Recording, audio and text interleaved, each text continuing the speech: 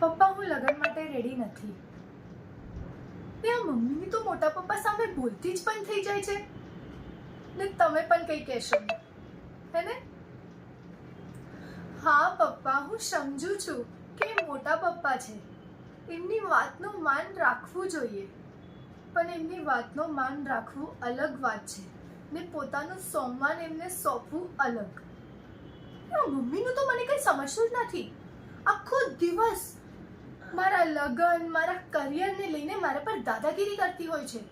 આખો દિવસ મને સાચા ને ખોટાની સલાહ આપતી હોય છે ને જેવા મોટા પપ્પા સામે આવે એની બોલતી બંધ, એકદમ ચૂપ. ને તમે પણ કંઈ બોલતા નથી. તો ખોટું કહેવાય ને પપ્પા. પપ્પા, મને મારા કરિયર ઉપર કોન્સન્ટ્રેટ કરવું છે, મને મારા સપનાઓ પૂરા કરવા છે, કાર લેવી છે, મને તમને ને મમ્મીને વર્લ્ડ ટૂર પર લઈ જવા છે, દુનિયાની બધી જ ખુશીઓ આપવી છે મને તમને ને મમ્મીને. ને લગ્ન વિશે તમે જ મને કીધું હતું કે તને જેવો હસબન્ડ ચૂઝ કરવું છે કરજે. લવિંગ, કેરિંગ, રોમેન્ટિક, જે મને તમારા કરતાં વધારે પ્રેમ કરે, જે મારું તમારા કરતાં વધારે ધ્યાન રાખી શકે.